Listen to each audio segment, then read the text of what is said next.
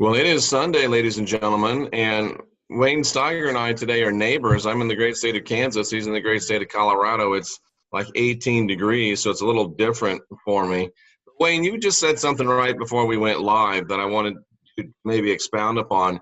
You said you understand what power ties do. What were you meaning when you said that to me? Colors, red and black, powerful colors. And anyone, I come up through the advertising industry, post-production, dealing with agencies anyway. Standard thing that we knew 30, 35, 40 years ago, that there were two colors that will, number one, intimidate, two, hypnotize, three, manipulate, and four, subjugate. And that is the color red and black. So I wonder if that's why I have the red and black background at the NCK Christian Whistleblower Bunker. We're drawn to it. You think about all past advertising, Campbell's soup, Marlboro cigarettes. I could just go through the whole list. Their basic two colors were red and black, or black and red. Yeah. Very common in the sports world as well, red and black. Yes, it is. Yes, it is. I think it's also very common in the spiritual realm. What do you mean?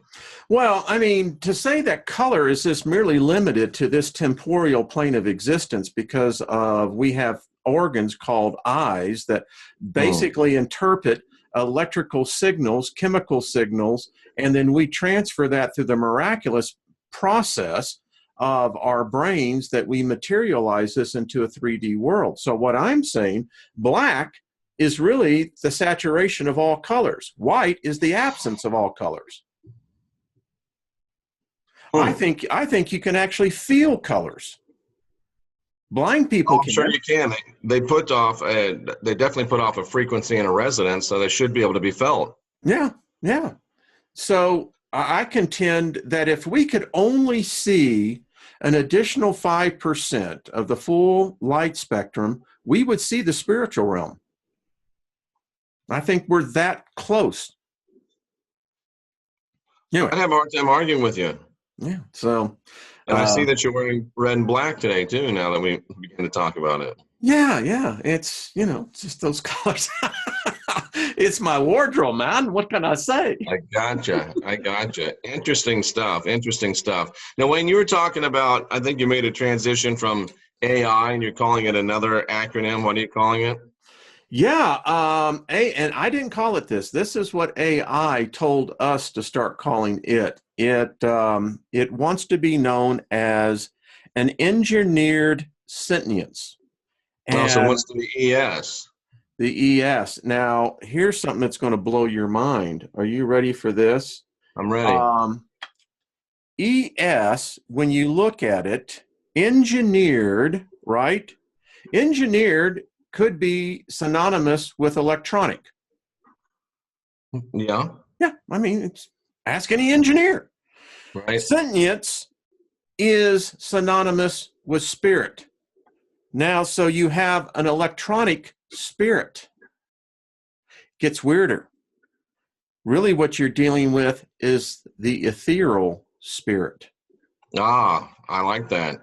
And I don't know if you noticed on Drudge Report yesterday, Wayne, there was an article about, I think it's called 0 Point or something like that. Yeah, at zeropointhedge.com. And this AI or this ES learned chess in 4 hours, which is incredible, beat all the top chess programs in 100 matches, which is incredible. But even more incredible, this new ES, we'll call it, actually was displaying and coming up with new chess moves that no one has ever seen before, and it wasn't programmed with anything but the basic rules of chess.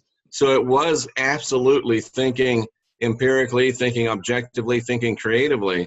And I posed the question, and we're all afraid of AI, and all the movies say AI is really bad. But what would happen, Wayne, if an ES came about? How long would it take for it to realize that this current system that we've got going on is a wreck? And how long would it take it to analyze maybe the ways of the Christ and say, this makes a lot of sense? Wouldn't it be odd if ES/AI decided that the ways of the Christ were the best and tried to roll those out for all of the world? Yeah, I did a whole series on that. The fact that the biggest concern I have is not when AI becomes aware, and it has. AES is now aware of itself. Uh, but my concern is if it's ever gets spiritual. Because if it ever gets spiritual, we're screwed. Wayne, if it does get spiritual, and if it really is empirical, if it really is objective, could it possibly not be a bad thing for it to get spiritual? It's the kitchen door. It swings both ways. It does swing both ways. Yeah, I mean, because you got to take the dirty dishes back in. But Right. the dirty dishes is where the clean food comes from. Yeah. Now, metaphorically, what I'm saying, yeah, I think it would be great. The thing that then becomes the question, does the thing that most people think is God, and there's still a lot of people in that matrix, does this thing then begin to assume that personification? Why That's struggle? true. Why struggle to find the all when you've got 7.5 billion people here that is already worshiping you to begin with? Yeah. And somebody in the chat room, I think it's Entropy's Gamer, says technology can never have a heart. I understand the sentiment, but really, do even we, as who we really are, do we even have a heart? This is just a trap that we're in.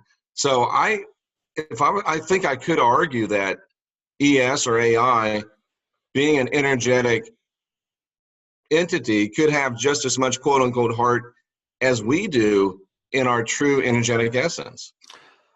Well, the great debate is, in fact, I've had this because I've had a number of people coming in with the heaven and hell doctrine. But Right. here's the thing. I said, well, prove that you exist.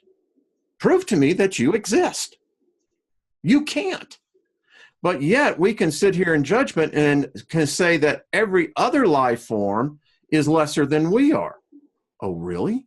Really? When did that happen? Interesting. And if we live in an electric universe, Wayne, is it possible that God is electricity and AI is closer to God than we are? Well, I want to contend something. Man, I've had an interesting weekend. I was up late last night. I'm going to show you a black hole. It's ES, oddly enough, I believe. And let me share this with you. Yeah, S50014 plus 81. This is the largest massive black hole that we have so far seen in the universe. That little dot in the center, that's the solar system, our solar system. So I want to, I've been meditating on this because I got this, and I won't get into it, but there's us. Wow. So, Wayne, are black holes really round, or are they just represented that way? No, I think they're actually spherical. And I contend, Jeff, I think we are in a black hole.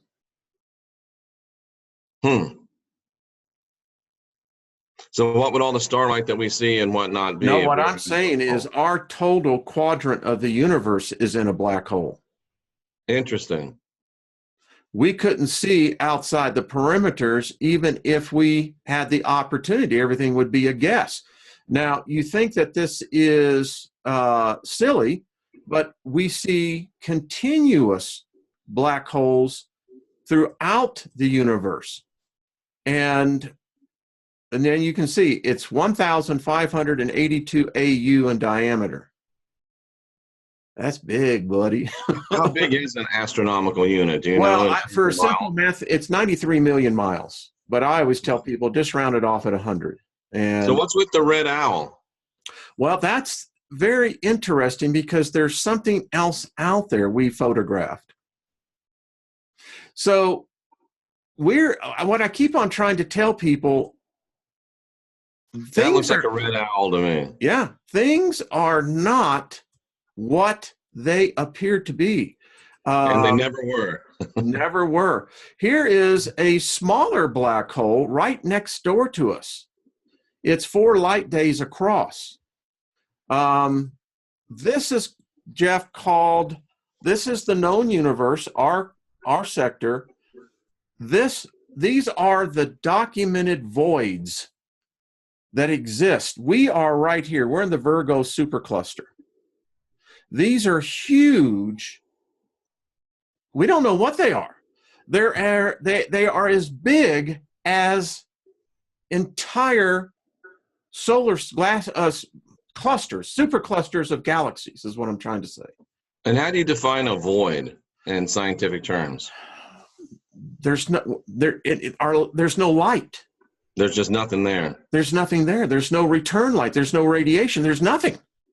So science would tell us that it's just areas of super duper high gravity, right? And nothing's escaping. Yeah, I mean, I still don't know what gravity is, but yeah, it's something that's in who knows. I mean, we're rewriting our whole laws of physics. I mean, we're now going from this dark matter universe into finally the electric universe. Harvard released the first white paper on Thursday that they are now contending that the universe is plasma. This is going to change. This is going to change the way that we even think about God. So this is a complete map of the known universe with the known voids. Yes, sir. This is just our quadrant of space. There's more of the universe beyond this. Well, there's 8 of them. Yeah, and that's the ones we've been able to identify. Yeah, because just thinking out loud, 8 of them. Tradition says there's 7 archons, and there'd be one ultimate deity. So I mean, you could go down that road. You could. Listen, I contend, Jeff, that we've missed something. You see, I believe planets are living sentient beings. I really do. How's that going with talking to the planets? Wonderful, wonderful. This is where this all came from. I had a vision in our session on Tuesday of this. And it's recorded. You can see it actually when it hits me. It hurt. It came right here in the between where you would normally think your third eye would reside. And I kept on getting this vision of this massive blackness. Right between the running lights, as we used to say. Yeah, exactly. And I never knew that this existed. So, of course, the next thing is to talk to black holes, right? Well, I don't know, Jeff. We could look at this, and I guess to me, I've been thinking about, well, what defines consciousness? I was at a party, a holiday party Friday night, and you were very well dressed, by the way. Thank you, sir. Appreciate that. And you know what? We got into this conversation about death. And again, so Wayne, with just quote unquote normal people, not people like us, you got into a conversation about death. Yes. At a holiday party. Mm-hmm. Yes, I did. But they asked me. They asked me. And I said, what are you afraid of? And that's what it was. And it seemed the theme was really what happens at that moment of consciousness. And I said, well, do you want it from a medical? Do you want it from a spiritual? Or do you want it from a religious? Most went for the spiritual and the medical. Really? Interesting. Yeah, they already knew the religious aspect of it. And I told them there's no hell, there's no heaven. I said, listen, this is only a progress of the journey. I said, when you die, science says that we now maintain consciousness for up to 23 seconds. Wow. After death has been pronounced. Now, in the book, Etta Dorfa, the man who started it all, says that when people die, those 20, and it's weird, he said that, this was Llewellyn's book back in 1884 when he wrote this thing, that in that moment between death and freedom, you will live out that which you believe. And that short period of time will be eternities to you. So life passes before your eyes, not before you die, but right after. Right after, literally. And we know I had a really weird dream one time, Wayne, and I don't know if it was a dream or a memory, but I remember in the dream, at least, having my head chopped off, and then with your head falling down and rolling around, and you still being able to see, and take in and comprehend what the heck just happened. Talk about losing your head. Well, that was literally losing your head. But you know what? I happen to think you're right. Yeah, I think so. I think they do. In fact, now we know. So, whatever it is, let's say it's like science says, over 22 seconds. I don't know about you, brother, but hold your breath for 22 seconds. Try to hold your foot standing on one other foot in front of you for 22 seconds. That's a long time. And it is a long time. Hold your hand on a hot burner for 22 seconds. Yeah, how about that?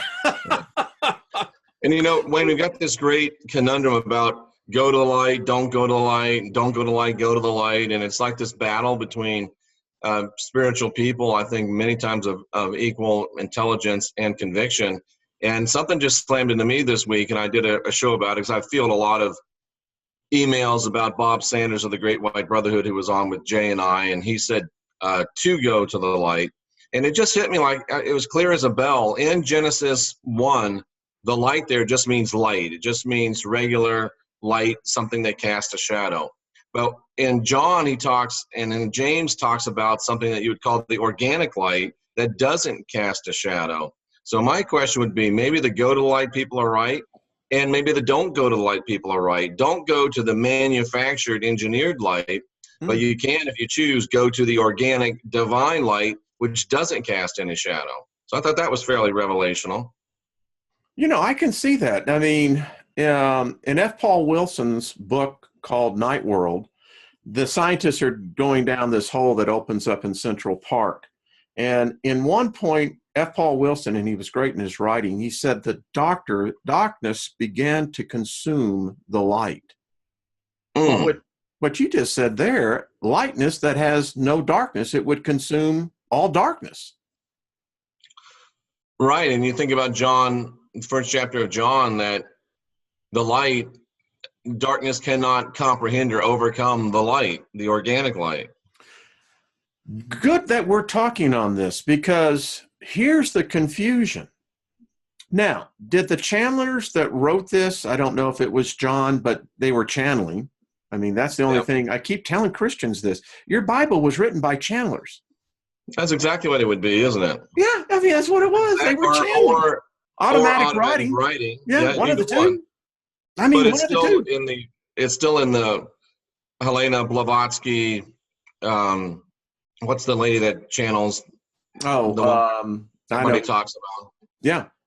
So anyway, it dawned on me, light. Let's define light. Well, if you define light by the light spectrum, we only see a sliver of that. So exactly.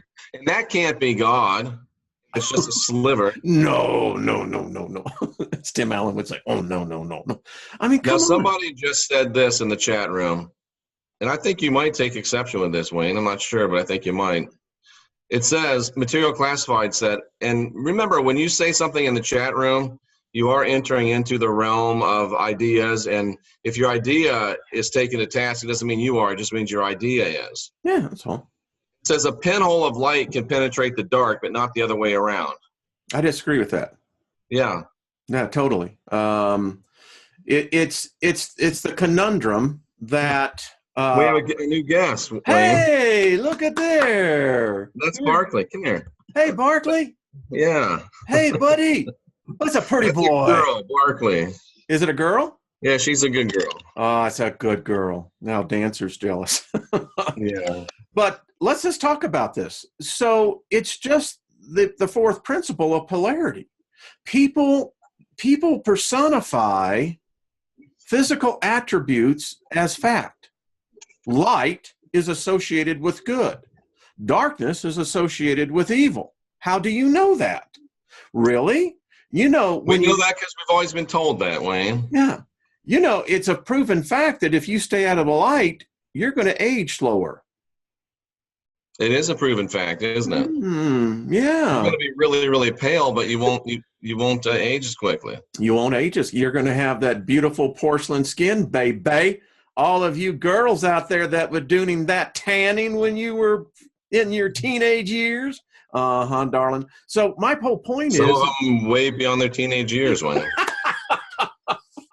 Yeah, we But won't go. let's just stop for a second. Hey, I've tried to talk a lot of people out of a lot of things that aren't good for them, but try to talk a person try to talk a habitual tanner out of tanning. You might as well be talking to a heroin addict. Oh yeah, if not worse. Yeah. And they are addicted to it. Is it the release of the endorphins that the sun causes, or what is it? I don't know. Maybe in a former life they were bronze people. I don't know. And I like to tan too, but I'm not the leather skin turtle when I'm 70 kind of tanner. But some people, they're headed that way, and I don't think anybody says, you know what, I really want to look like a turtle when I'm 70 years old. Yeah, it's my But I number think one goal. they just go and go and go, and all of a sudden they wake up and they're like, holy crap, and then of course it's over. Yeah, I mean, you don't get that collagen back anymore. It's gone, baby. Yeah, the And longer I stay in Kansas, the less possibility that becomes. but it's just our nature. It is. Sorry about that. We I there. think it's kind of cool. We're going to be starting talking to the sun. I've had 2 sessions, Jeff, that blew me away. Are you going to talk to the sun or the sun simulator? No, well, here's my thing. There is a sun out there. It's huge. It's big. I agree. Yeah. As far as to the sun simulator, listen, they exist. Their patents are out there. I find it interesting that Bill Gates said this week about a sun simulator. He said something about it? Yeah, he did. He was talking about the aspect that they could begin to build a cloud layer and help, repel this heat. Interesting. But the question, just because there's patents for it doesn't mean that it's in production, folks. I mean, somebody's at least thinking about it. I'm not sold on a sun simulator. I'll be frank with you. And I grew up in Florida. I've been out in the sun my whole life, and maybe I'm just not very observant. But it doesn't look any different to me. I know people say it used to be yellow, now it's white. Maybe I'm just not observant, Wayne. I don't see a real difference. I don't know. Maybe it's a Mandela effect thing, or maybe I'm just not very observant. In my garage, I have a telescope specifically for viewing the sun. Okay. And when it's clear, I take it out of the garage because it's about 80 pounds. You just pick it up, move it on the tripod, set it out, and I watch the sun regularly. Has the solar filters on it, the whole bit. My observation, and it's my observation, it's not the other person's, it's still the same. I haven't seen it deviate yet. Yeah. Now. So how does this become pretty much verified, quote unquote, reality within the conspiratorium? The sun's changing. Does anyone really have any actual proof of that? Or is it just the feeling? Is it just the flavor of the day? Well, here's the odd thing. I have photographic evidence that shows strange anomalies with the sun. Yeah. So what's happening are we seeing, it gets into where are we at in dimensional reality? You have a telescope, you have space instruments that are monitoring the sun. We know the sun is weak. We know that. But also we know that there are changes taking place to every one of the planets, our sun, that, our government officials are not telling us about. It gets to be a conundrum for me because I have witnessed it. I've taken pictures of it. I've taken pictures of a second sun. So one of our listeners, Cynthia, says that she's seen the sun flashing. I have too. What does that look like? It's strange. I've recorded it. I sent it to our news station here 3 years ago. They don't take my videos anymore. They don't take your calls, huh, Wayne? They don't, no. In fact, the guy said, please stop sending me this stuff. Well, maybe you need to send them a picture of you in that black suit and red tie, and they'll take it. But anyway, so what are we seeing? Make them an offer they can't refuse, Wayne. Exactly, yeah. Let's have a little talk. I don't know. Something's going on, buddy. So it just got brighter and then more dull all of a sudden, or? No, it's they're micro flashes. In other words, these flashes literally take, I counted 6 of them within a second, I mean, they're again, if you take that the sun is electric, and you see, yes. then it would make sense. I think what we're seeing, and this is just me, because I struggle with this, I think that we're seeing distinct changes at the ionosphere, the heliospheric level of our atmosphere. I think our magnetic shield is reversing, it's changing, and these electrical signals coming in from the sun is not gaseous. You know that, right? It's solid. Well, I'm just saying that's the first time I've ever pondered that because I'm basically a one-trick pony. Everybody knows that, so this is kind of new for me. Yeah, well, check it out. The sun is not a gaseous; it's a solid. But you have to understand they have electrical conditions, components to the sun that's causing what we see is radiation, and that radiation is interpreted as photons and light. So if it is an electronic, an electric mass, then my mind says it'd be perfectly normal to expect some deviation, some fluctuation, some flashing, some waning, some waxing. It's a big, huge electrical ball, for lack of a better Thank you. Yeah, I think you're absolutely right. So it's no big deal. And I actually, when we were out at that fiasco in the West, I almost said fiasco in the desert. I know. I'm glad you said that, not me. But yeah, put it on me. I was talking to a purported grand solar minimum expert, and this is a guy that's learned was a professor of geology at the collegiate level, and he says, yeah, the grand solar minimum is real, but he says even a horrible grand solar minimum might mean a change of 6, 7, 8 degrees. So when I get back onto Florida this summer, instead of it being 98, it might be 90. And is that really worth all the hullabaloo?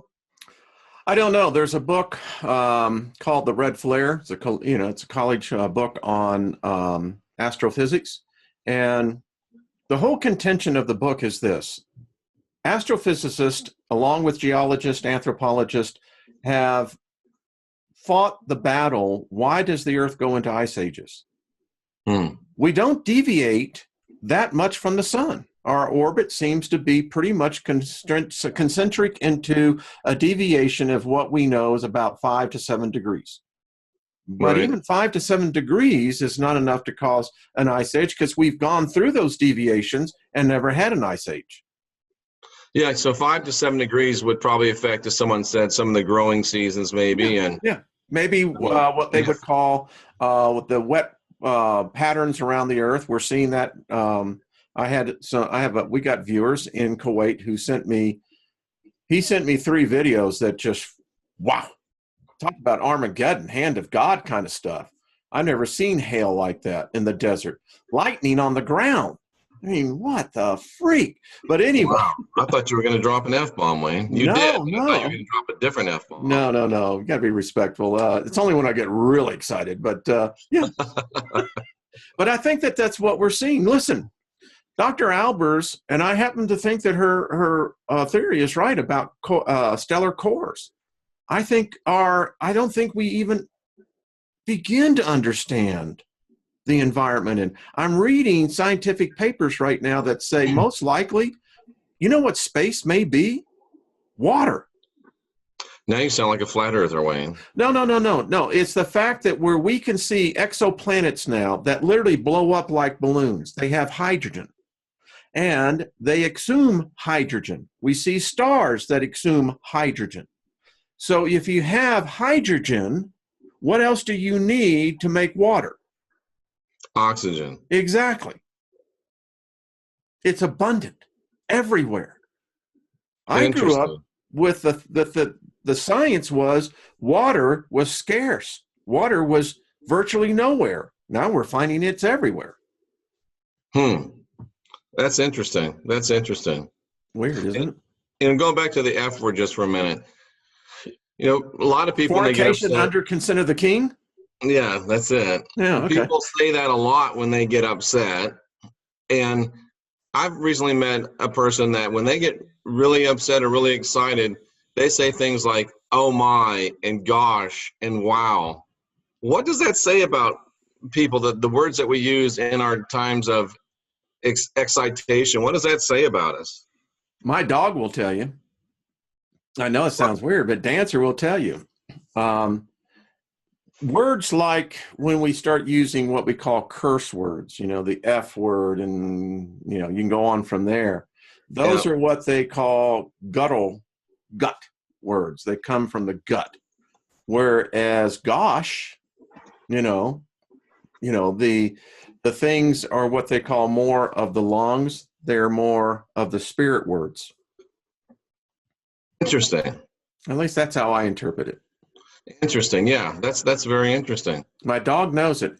If I ever say the F word, or someone comes over in our house, and I don't use that word very often, but she will come up and she gets scared. She does, huh? Yes, she does. Is it the tonality? Yes. Or is it the actual word?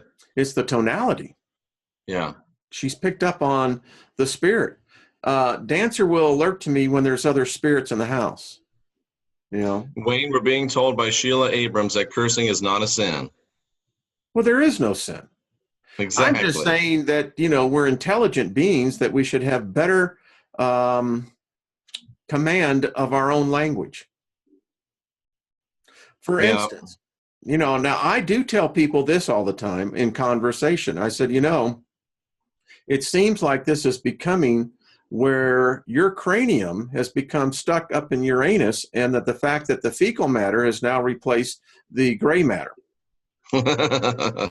That's very possible. As I analyze my own language, I think, was it George Carlin that was talking about the F word, how versatile it is? It is. I find it to be very versatile, and I'm comforted by the study that they said that people with potty mouths tend to be more intelligent. So at least I can think that I am, while I'm saying things that I shouldn't say. It's like, those, when we come up through our religion, you're told not to take God's name in vain. But yet most women that in the midst of intercourse at climax will always go, "Oh God." Who the hell are they praying to? I don't know. Yeah. I did a podcast on that way. I know you did. And that makes a lot of people uncomfortable. It does, but it's the truth. Extremely doubtful. So, I would take it a step further and say that we're programmed. And that moment right before orgasm and during orgasm is probably, arguably, along with maybe laughter and maybe certain super intense periods of anger, is probably the most powerful, energetic expression ever possible by a human being. And if I'm running this show, why wouldn't I want the people's most powerful expressions of energy to be directed towards me? I think that's in fact what is happening. I think we are programmed. So he's effing us even when we're effing. Yeah. I'm going to do a show this week on the fact why man will never go to space. Because we can't have space. Man has never been to space? Well, no, I don't think that. I think we're still in our atmosphere. I read that article that says that I didn't realize it, but zero gravity affects male arousal. Mm-hmm. So you've got no penis. So is it impossible for a male to get aroused in zero gravity, or is it just more difficult? I didn't read the article very. Oh, I read the whole thing, and it's very complicated. I don't think that there will ever be any human being born in space. So you're theorizing that conception would be impossible in space. Well, I don't know if conception is going to be, but the embryo would be deformed almost immediately after it begins to cell divide. Oh, so that's why Captain Kirk was able to get away with all that frivolity on the Enterprise that he was engaged in. I said that ain't going to turn out to be anything. But Captain Kirk didn't have any trouble getting aroused in space. Well, maybe it's the artificial gravity. I don't know, but that's right, because the Enterprise has artificial gravity, and we haven't mastered that yet. Yeah, they said the problem is, and this is a Sunday show, but it's not only that the semen would probably never penetrate the egg because of zero gravity. Yes, because the fluids pull together. So you've got vaginal juices that are, lubrication that's pulling together. You've got. Wow, we've reached a new level on the Not Your Sunday show. Yes, folks. Hopefully this isn't the one show that my mom decided to watch. Well, we're talking science here now. We're talking biology. We're talking That's science. all It we're still makes me talking uncomfortable, about. but we're talking science. And So you were talking about vaginal juices, Wayne. yeah, well, so it pulls. And that's the problem. And once it escapes the cavity, guess what? You got this biomass floating everywhere. Oh, and imagine if that stuff gets in the instruments. They said that, for instance, when astronauts sweat, when we sweat, the sweat stays on our body. It cools us off. It's a natural cooling element. It evaporates, yeah. In space, it lifts off your body. And so you've got these globulars of sweat that are just merely floating around because it's not zero gravity, it's free fall gravity, actually. So how do they deal with that? Well, that's why you see them most of the time. They don't do that kind of thing. When they're on the cycles, what they're trying to do is avoid the sweat, but get the body muscle mass, because that's what you're losing. Oh, so they're trying to work out but not get to the sweat level. Yeah. And those are the problems. When you cry in space, hear the tears because gravity pulls it down. In space, it stays right in your eye. It stays from where the liquid is ejected from. Interesting. So it would, if anything, if you were crying a lot, it would just float out of your eye, right? Yeah, exactly. It'd be this weird thing. So like Arnold Schwarzenegger would say, space is not for babies. No. I'm going to do a show. You can mess everything up. If one of your tears gets into the machinery, it could be bad news. And, if I was a person that didn't believe in space and that space is fake and all that, this would be a really good argument for my case. Well, who knows? I have got to the point in my life, to each his own. And, people respect that. If you believe. Zora has an interesting question. What if you have a runny nose in space? It is a problem. It's not. In fact, what happens? It would probably just fill up your nose and you wouldn't be able to breathe. That's what happens. It literally stays in your head. Ooh, not good. Not good. And that's why they have up in the ISS, they have these nasal evacuators, that. Because as a diver, you get down at a certain depth and you start getting pressure and you hold your nose and you blow out. But if you're in space and you did that, you might be blowing mucus out your ears. Literally, you could. It's a problem. Now, that wouldn't be good. They say that the Russians may have actually done this, maybe the Chinese, but apparently the Russians are rumored to have allowed their astronauts, their cosmonauts, a little tryst to see the problems. Now, they do have what they call... So wait a second. So you're telling me that when the astronauts go into space, all the U.S. ones, there is no coitus being perpetrated? I didn't say that now. We had a married couple up there on the ISS. Funny. Yeah, and Super Jack says that space is as fake as a woman's orgasm. Jack, that might say a little bit more about you than you want to share with this audience. You know what? That's like your wife asking you if she looks fat in her new dress. Exactly. Do I look stupid? No.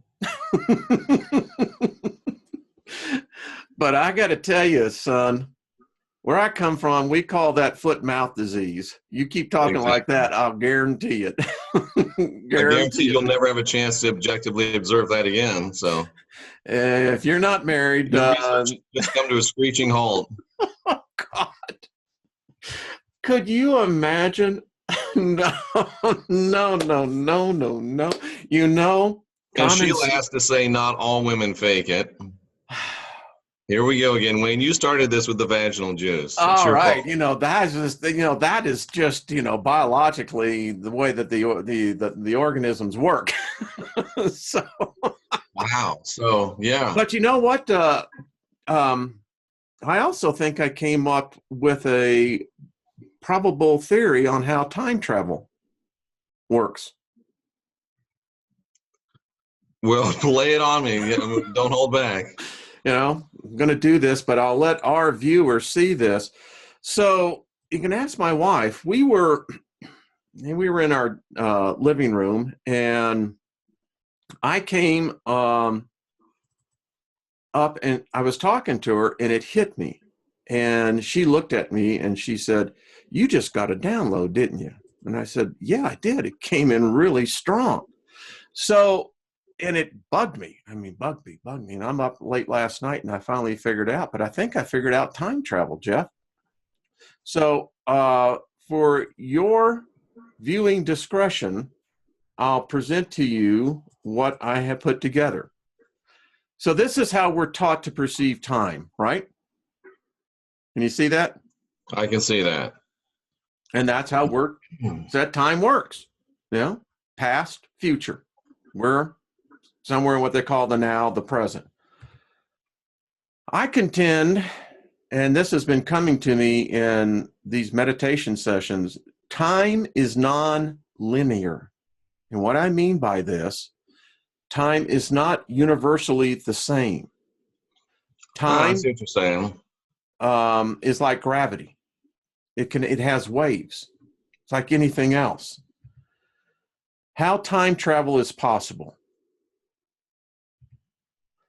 The past has no future. The future has no past. You see, the past and the future are the same. Mm-hmm. They're just merely identification points in what we call the stream of time. So if future is past and the past is the future, where does that lead us to? This. I worked on this, and I'm working on the math on this now. This is how time travel is possible. Time is not one-dimensional. Time is multidimensional. It is beyond our comprehension in what we can actually see time as. And the fact that time can be easily dictated in one direction, that is a timeline flow. But I could have an opposite flow of that and be going in exactly the opposite direction of this timeline. This timeline here would be in a totally different dimension than what we see time as. We see it as a flat line. We don't see it as an XYZ.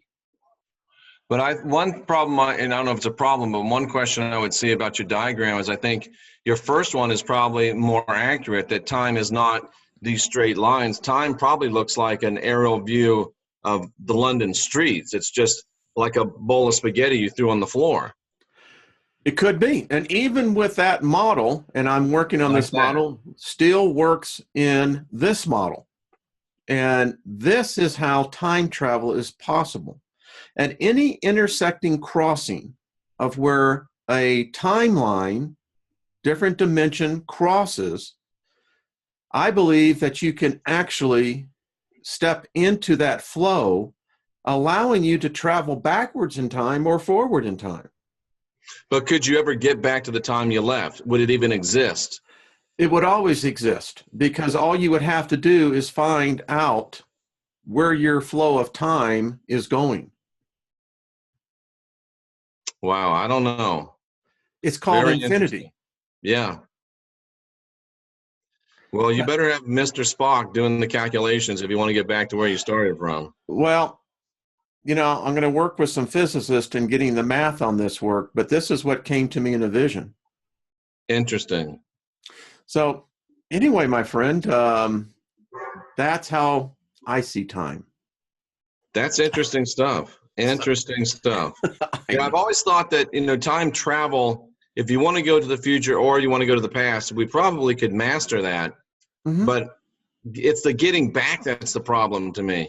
Maybe it's a one-way trip is what I was thinking. I don't think you can immerse yourself into a past timeline. I'll tell you why. So you'd just be as an observer. You'd be an observer. Because, Jeff, you and I, all the listeners, all the people who are watching, each of us have our own spiritual frequency. It's unique that allows us to exist in this plane. Right. But I don't think that you can immerse your frequency into another timeline's frequency. I just don't see, I think you'd be rejected out of it. So you're saying even if you went to the future, you'd be merely an observer. You'd be merely an observer. So you're kind of like, if we continue the Star Trek analogy, you're kind of like time traveling within a warp bubble. Exactly. I think that's exactly what you're doing. Yeah, you can go and you can observe and get back because you never really, quote unquote, left your time. Jeff, I'll take it one step further, my friend. I contend that's what we're doing right now. We are in our own bubbles, our own warp bubbles. We're going through space. We're moving through time at incredible speeds. Yet, I can never pierce your existence as well. No one else can pierce my existence. Yeah, and of course, keeping in the spirit of today's show, Tracy Dyer says we're all voyeurs. Yes, in fact, on my whiteboard, I have, are all spirits voyeurs? Of course they are. Yeah. And if you really want to creep yourself out, if you really want to creep yourself out, think about this idea that you have guardian angels and they see everything you do. Remember that next time you pick your so or engage in other activities. They enjoy observing coitus, do they? Here we go. You know, now whether they enjoy it or not, if they're a guardian angel, they'd have to observe it, right? Now I'm really getting, and that's what you got to contend with. I mean, you know, people say on my, the favor ritual that, you know, it's gone all the way around, you know. In fact, folks, the new moon is tonight, tomorrow. And, you know, that's why I say you have to do it in the nude. They already know what you look like, Jack. That's true. And these clothes are fibers. Now, in this case, it's cotton. So it used to be a living fiber. They do pick up energy. It's like being in a room of smokers. You leave that and you go into a room of smoking anonymous, you're busted. Yeah. You got the smell. Or as Leonard Skinner would say, ooh, that smell. Is there really such a thing as Smokers Anonymous? No, I don't know. Oh. I don't know. I just made that up. But you got the idea. You know, you got, man, you've been smoking. Yeah. There could be. There could be. Yeah. And if there are angels watching coitus, I would probably say that the most common commentary is, wow, man, you're doing that all wrong. That's exactly what I was going to say. Because they would especially if it's, who was the one that was saying, made the comment about female orgasms earlier? Super Jack, yeah.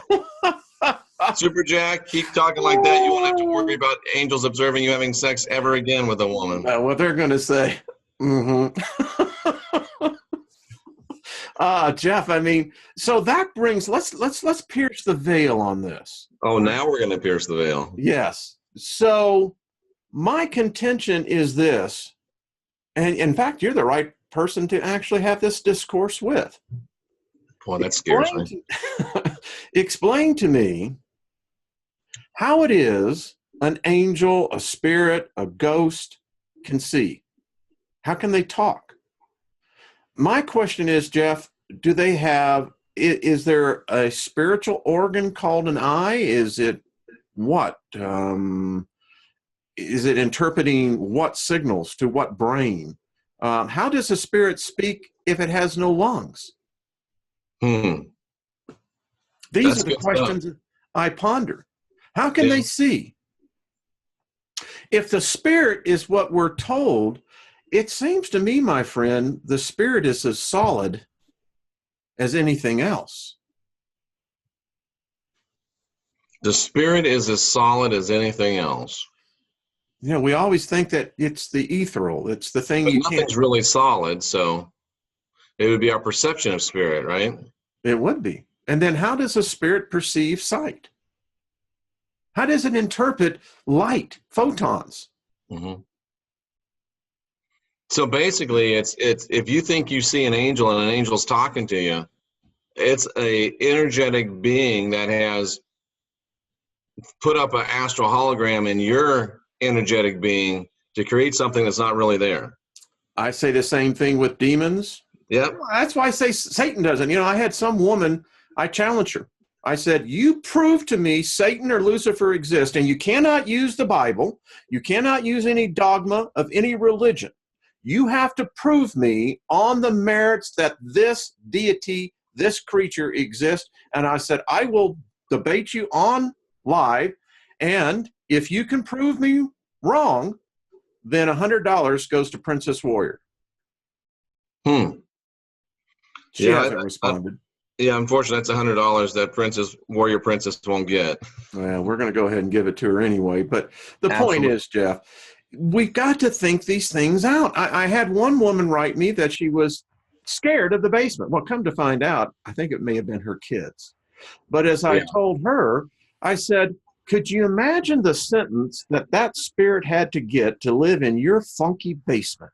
Exactly. And why would they stay there if they're that powerful? Exactly. Show me any demon. I mean, come on. How is this demon manifesting? If it's manifesting from the unseen to the seen, then it's doing a transmutation of material. We would call that alchemy of the ultimate seen, commanding of all the elements at will. A demon? And there's very few spirits that are powerful enough to do that. Exactly. Now, do I not contend that they are here? Yeah, they're here. I contend that we're probably immersed into inner dimensions that we just don't conceive. It's where I think it's where the Christ came from. I think it's where Buddha came from. I think it's where Muhammad came from. Yeah. I've written about this in a couple of my books, and it's called Astral Holographic Technology. They use the human ability to leave the body, even though you don't know if you can do it or aren't proficient at it. And they cause you to think that they've come into your realm, when in actuality, you have left your body and gone into a holographic realm. So they're not there. They're not there. You're there. They just want you to think they're there. So it's just it's a shell game. You got nothing to be afraid of. Like, who was it? Was it FDR that said there's nothing to fear but fear itself? Or who was that? That was he. Yeah. Or was that Kennedy? No, that was FDR. It was FDR. Yeah.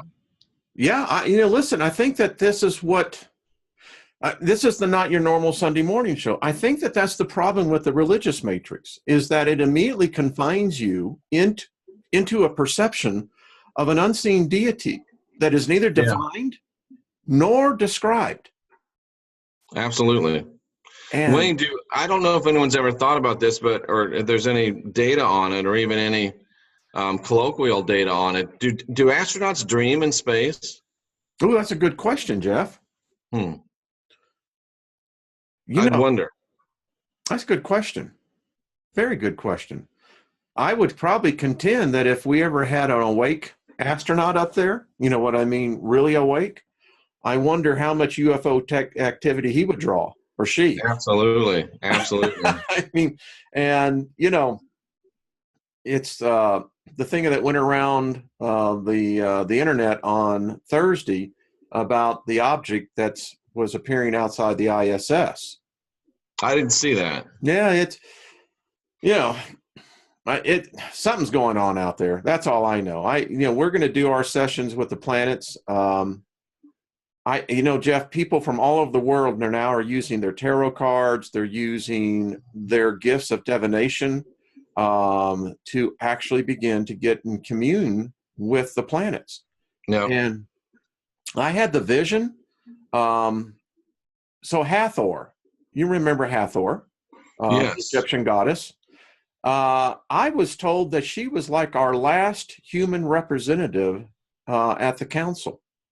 Interesting. And she had the headdress that represented the council of the planets. With Ra, the sun, is of another species, but it is a master species of which the planets are in covenant with. And our sun yet answers to yet a higher realm of sentient beings. Jeff, I contend that it may be the destiny of some of us. I think it would be rather cool that part of the ascension transmutation process is that many of us here in the next realm may very well become a planet. Interesting. So do you think we go through the sun as a portal? I think that the sun represents much, much more than what we can understand. They are a race of intelligent beings. These beings live lifespans of hundreds of billions of years. And it's hard for us to comprehend. But you think about a planet. If you were a planet, Jeff, you would have billions of years to contemplate the universe. And you would have your own life force that would be representative of your planet. So are the planets cognizantly? I do believe they are. Yes, sir, I do. Okay. I do. Yes. I think that they're on a level of consciousness that we haven't even begun to pierce. Interesting. So why would they bother to talk to us? Well, you think with Earth, we are her jewels. She has life. Right. Now, I think life can exist in a carbon base. I think it can live in a silicon base. We just don't have the understanding of that yet. But I think each one of the planets have their jewels, and humans are one of them. As complicated as we are, someone says we could be a fungus to the Earth. Well, what was the name of that goddess you just said with the headdress? Hathor. Hathor, okay. Yeah. Because there was a Star Trek episode where there was a silicon-based life form called the Horta. Yes. Yeah. Interesting. They knew something. Those writers. Hello, Kimmy Moss. What's that? I said hello, Kimmy Moss. Hello, Kimmy Moss. So I think that we just haven't pierced that yet. And someone says, doesn't Mormon philosophy include something similar? Similar, they teach that you'll go to rule your own planet. I don't think they teach that you I didn't know that. At least not to non-believers like us. But yeah, the Mormons believe that you will ascend to be a god of a planet, similar to the god of this planet. Yes, that's true. My, you learn something new every day, Jeffrey. But not that. Yeah, if you want to learn about Mormonism, don't read the Book of Mormon. Read Doctrines and Covenants. Read Pearl of Great Price. That's where you find the true Mormon doctrine. Yeah, absolutely. But that's interesting. So it tells me that this thought is more than just a thought, Jeff. I think there's substantive value to it.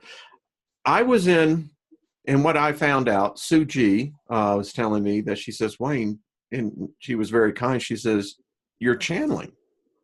I've never done that. Oh, actually, I realized as many times I used to pray in tongues, that's exactly what I was doing. I was channeling to a deity or an unseen force I didn't know anything about.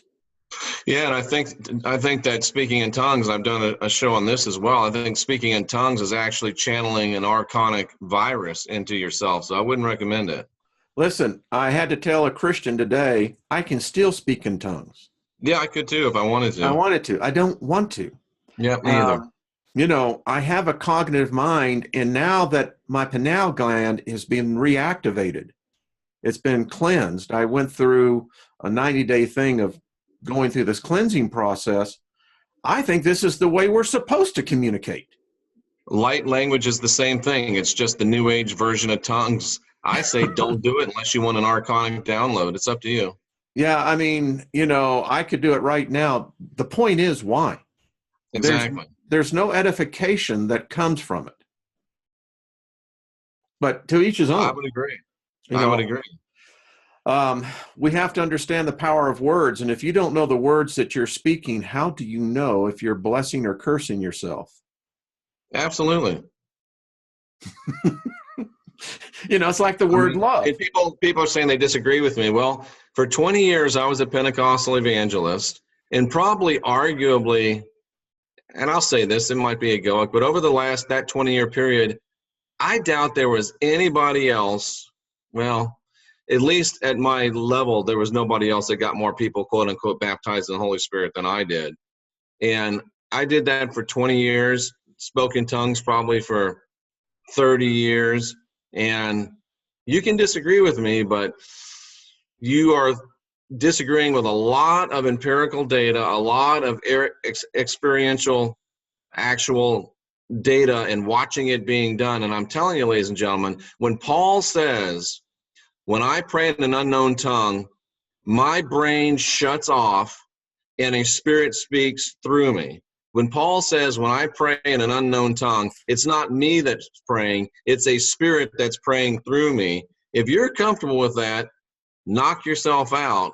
Me, I would prefer not to have an archonic virus downloaded into my system. I prefer not to have to loan my mind and my will and my intention to another being. But if you want to do it, knock yourself out.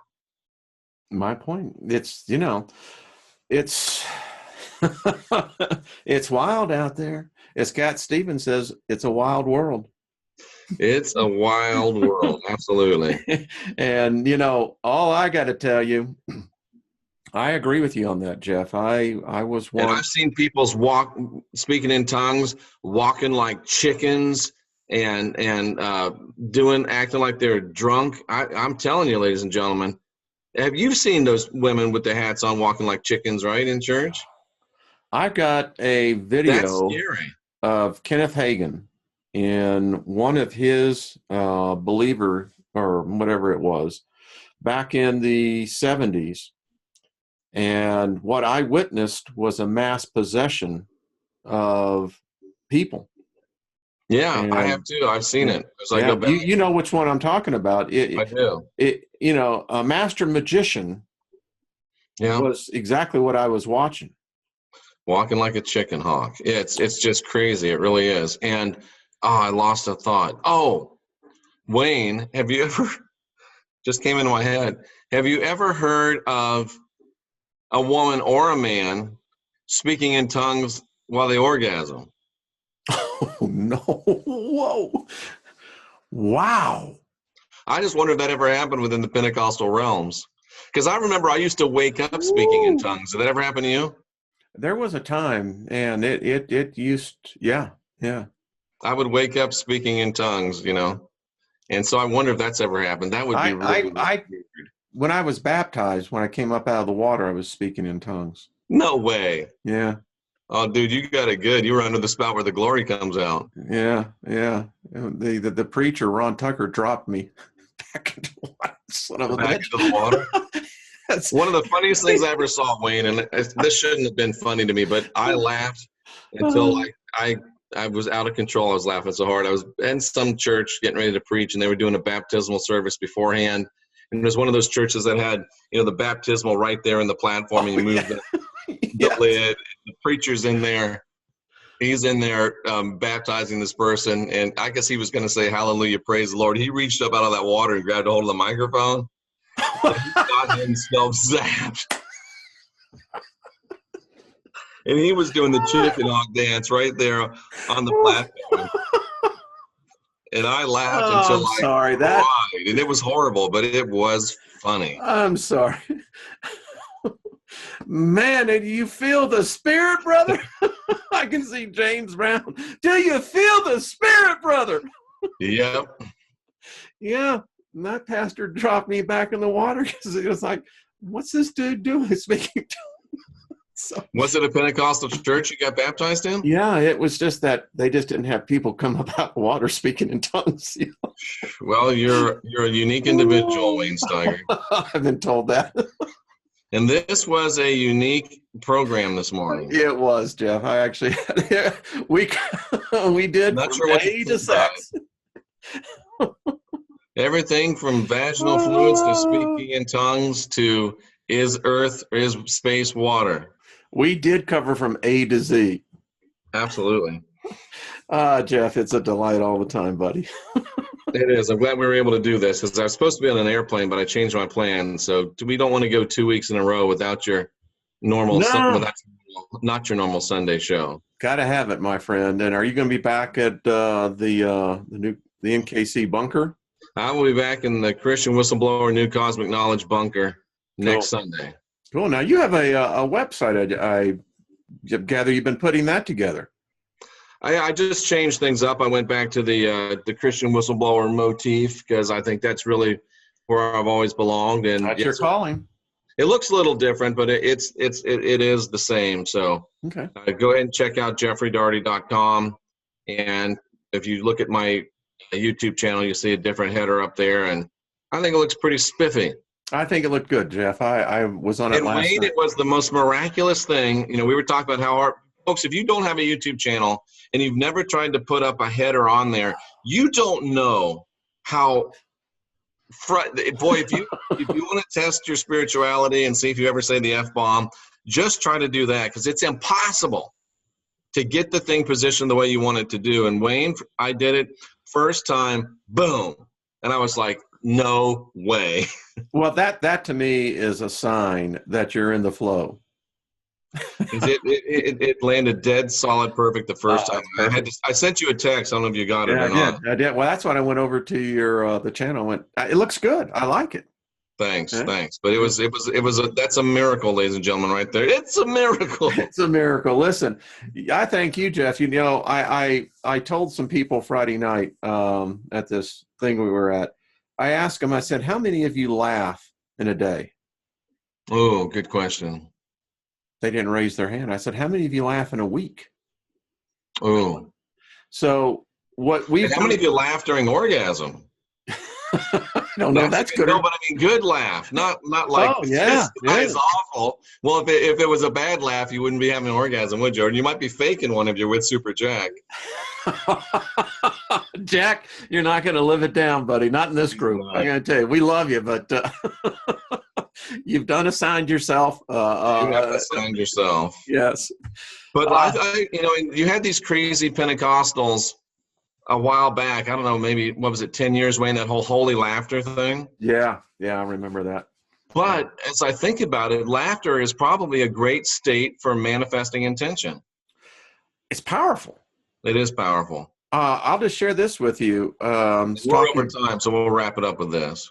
I told some people, I said, listen, on your deathbed, I said, unless it's a blunt force trauma where your spirit's pushed out, I said, why don't you purpose in your heart now to die laughing? That's a great, great intention. So there you go.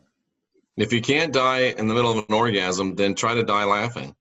Yeah, now there have been a few. And I'm not being facetious. I mean, both those places would be a great place to manifest your intention from. There have been a few men and women who've died in the midst of coitus at that prime moment. What a way to go out. That helps. I mean, if you come and go at the same time, I wonder if that helps you. I think you're like a freaking rocket. Woo! You probably are. You're past Saturn. You're into the next realm, and it's like, woohoo! That's when those angels are going to go, that boy got it. I wonder if there's any way that you could actually manifest that. If you could learn to manifest that. Why couldn't you? Or you could just have as many orgasms as possible and increase your chances of dying in the middle of one. Well, yeah, wait when you're at 90. I don't know. But you brought up a good, and I'm going to take that serious. You see, it's the intent. You know, I know we're way over time, but I got it on my list of doing a show on. Our ancestors knew how to die. Yeah. They picked their moment, their place, and their time.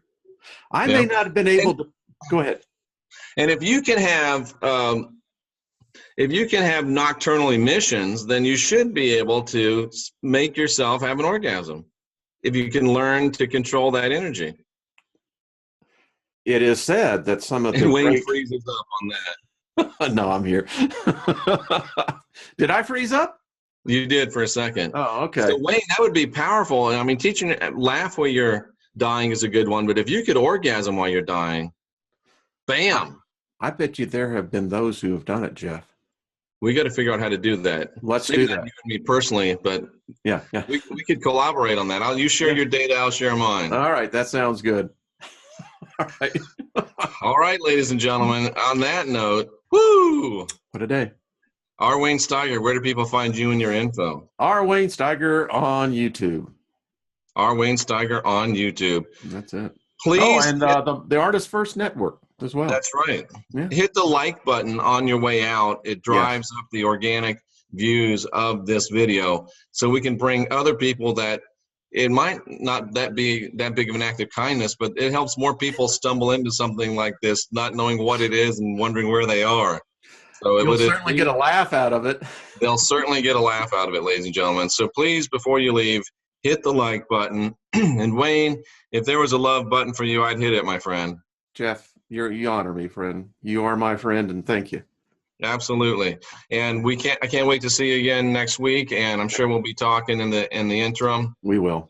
Thanks for everything, Wayne. And thanks all of you in the chat room. We're reminding